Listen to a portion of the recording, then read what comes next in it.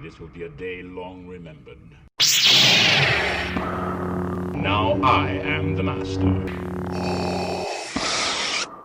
Welcome to another episode of Legends and Theories. There are spoilers for Spider-Man Miles Morales in this, and I will be using the footage of the final boss fight as the footage for the video. This is my personal review of the new game, Spider-Man Miles Morales, and what I thought of it. I think the game was a pretty fun game with a good story, but the story was very predictable. I was able to figure out the Tinkerer's identity immediately when she walked on screen.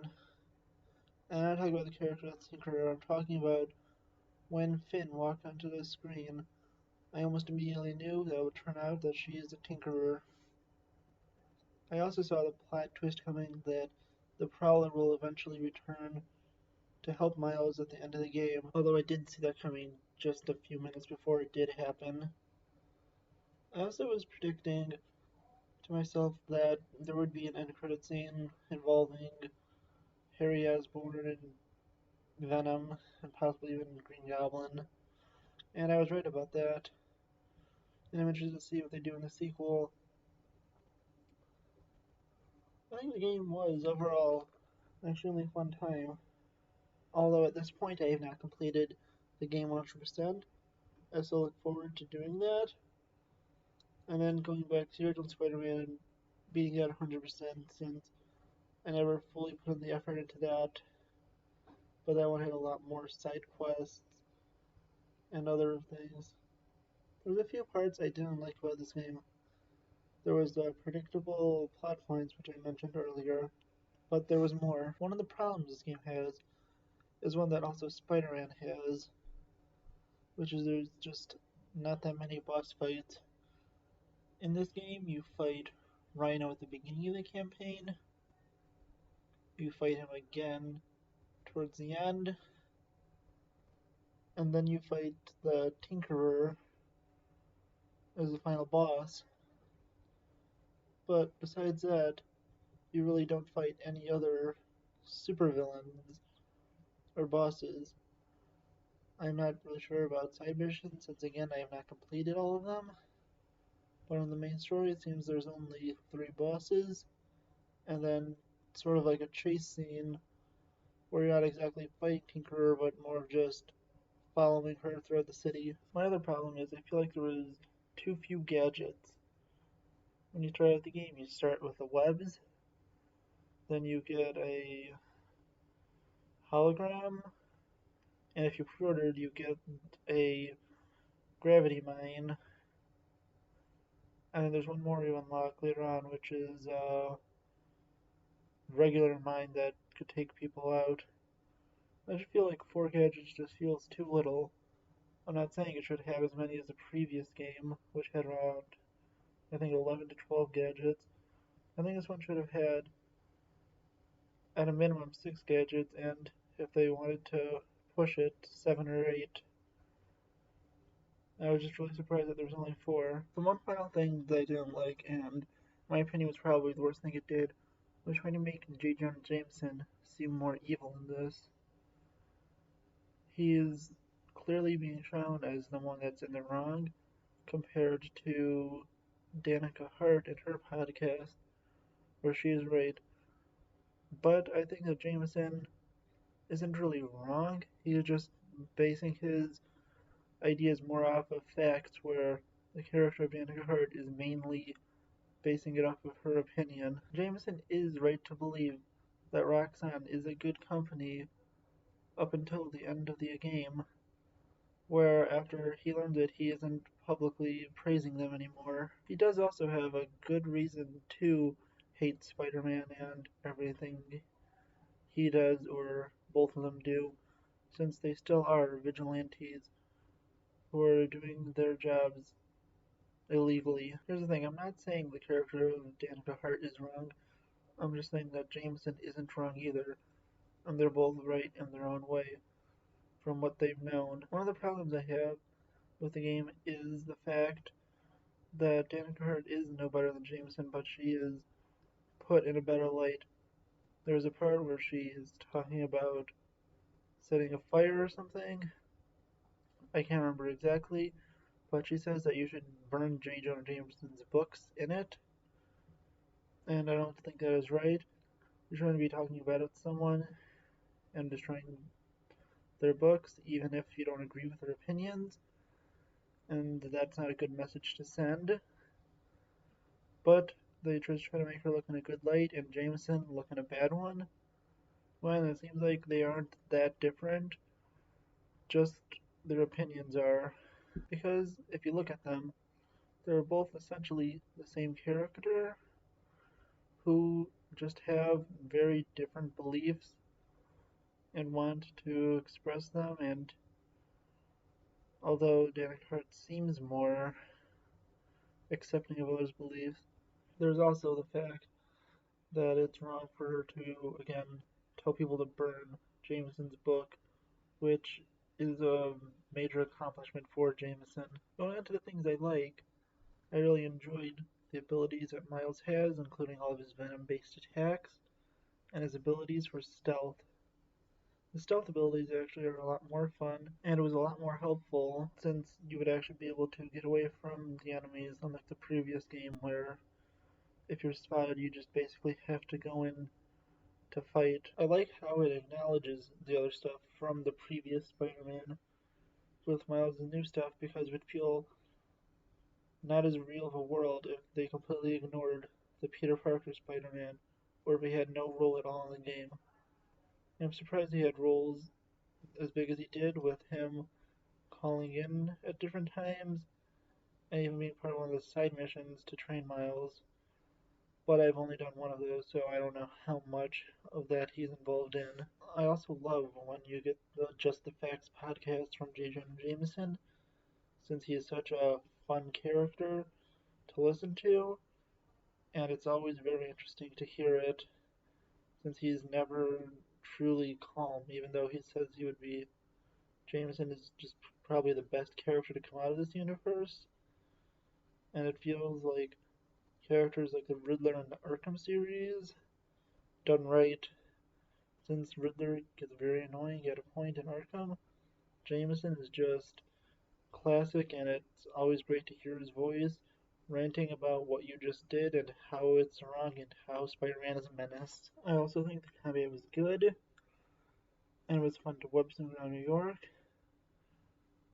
But then there's the fact that I'm pretty sure I don't have the previous map memorized, but this is essentially the same map as the previous game, just with snow on it and different interior locations. There's one thing I hope they could improve on in the future, which is indoor locations, which is something that bugged me between both games, is that there's only a few places you can go indoors, and you can never permanently stay there, really, besides Dr. Octavius's lab in the previous game, where you could continue going there even after you completed the campaign to do some science-based quests. And in this game, I haven't really checked out the interior locations yet, since on my last playthrough I beat it and was just working on a few side missions. But I would assume that you could go back into Miles' house, and that really seems it. The thing is, I just really want to be able to go into more interior locations, like you could in the Batman Arkham games, since that helps the city feel more alive and not like it's just a background that nothing else really happens in. That actually is probably the most interesting thing if you think of it. That in the Arkham games, the problem that most people have is there's no people, which makes the world feel less used. But in this one, there's basically no buildings. You could go inside and stay in permanently if you want to. Well, I don't mean like permanently, I mean like go in there at any point you want if you're not replaying a mission, and be able to, find collectibles, do different side quests, and other things in them. It's very interesting how these are both on opposite sides, where you have one where you're saying that you want there to be people in it, but in this one you want be able to have more interior locations. Finally, I'm going to talk about what this game mentions for the other game in the series, which will be Spider-Man 2 for PS5, or whatever they decide to call it, and what I think it should have based on this game. I think the next game should definitely have an option, like in Arkham City, to switch between Miles and Peter. Maybe even have something like an Arkham Knight where you could tag team fight different characters and enemies between them and do other stuff. I think that should be more of a permanent thing where you could do it, and maybe even have a two-player split screen option to play as both Peter and Miles in the next game. Or it could do the very same thing as Arkham Knight, where at different points you could switch between them in a fight. But I think it should be more of Arkham City style, where you could be them at any point and they would have their own separate quests and different missions to do. But I still feel like the Arkham Knight thing would be fun to do also. It should be a combination of both of them. The other thing I'm thinking of is they're likely to use a new Sinister Six again, and it is confirmed essentially 3 of the members to be in it. There will be Harry Osborn as Venom, Kurt Connors as the Lizard, and then it's likely going to have Norman Osborn as Green Goblin, unless there's some crazy change where they just keep Norman Osborn as just a supporting character in this and never make him as a villain. For the Sinister Six, we know that with the one with Norman, Harry, and Lizard, if that's going to be members, we know that Otto Octavius and Martin Lee will not join this version of Sinister Six because they are against Osborn, as shown in the last game, was their motivation. On the other hand, I'm thinking that Rhino will not be a major role in this game since he had a major role in both Spider-Man and Miles Morales, and they would want to use less of him and use a new villain. Scorpion and Vulture definitely are possibilities, but Vulture may not be able to return if Doc Ock wasn't able to cure his cancer or anyone else was in the universe, since Vulture technically never did complete his mission, so we never know if he got the cure. And I'm not fully sure if Scorpion will be a member of it, but they're still possible. Other villains that were confirmed were Sandman, Mysterio, and I don't remember if there was anyone else, but who knows what the Sinister Six would contain of. I definitely think Mysterio could be interesting, definitely for boss fights, but they may be saving him to be the villain of Spider-Man 3 for either the PS5, or if it takes that long, it could be the PS6, but I don't see that as likely, since we were basically able to get, for the Arkham series, Arkham Asylum on the Xbox 360 console, and then Arkham City was on that also, and then Arkham Knight made it to the final one, if you're just counting the Rocksteady games. So I think it's likely that we will have many of the Spider-Man games on the next-gen consoles that have just come out, but they may make it to the next-gen consoles like the PS6 and whatever Xbox has come up with, since their numbers of console system counting is really weird. For the next game, I have no idea if they're going to add another podcast in, since by pattern they've created for each game in the series, there's been a new podcast added, but that could just be a coincidence with them wanting to add a new one to Miles Morales, and it could just remain at 2 for that one, and the James one could pop up for whenever you're playing as Peter, and Danica Hart one could pop up for whenever you're playing as Miles, which would be an interesting way to do it. But who knows if they'll throw in a third one. I feel like if there's 3, that may just be too much, and they don't all have to be connected together where they have to go into debates and stuff. They could each be their own self-contained shows. Also, I kind of do hope we get DLC for this game.